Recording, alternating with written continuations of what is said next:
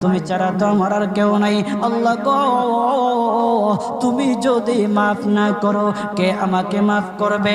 তুমি যদি মাফ না করো কে আমাকে মাফ করবে? তুমি যদি আমাকে মাফ করো তাহলে তোমার কোনো দিকে কমবে না, তুমি যদি আমাকে মাফ না করো তোমার কোনো দিকে বাড়বে না।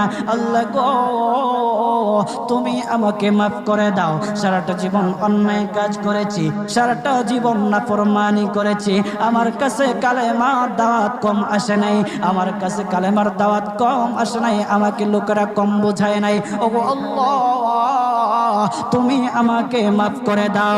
মাফ না করলে কোথায় যাব, কার কাছে যাব? বাবা যখন মারে তখন মার কাছে আশ্রয় নেওয়া যায়, মা যখন প্রহার করে তখন বাবার কাছে আশ্রয় নেওয়া যায়, বাবা মা যখন প্রহার করে তখন দুনিয়ার কারো না কারো কাছে আশ্রয় নেওয়া যায়। ওগো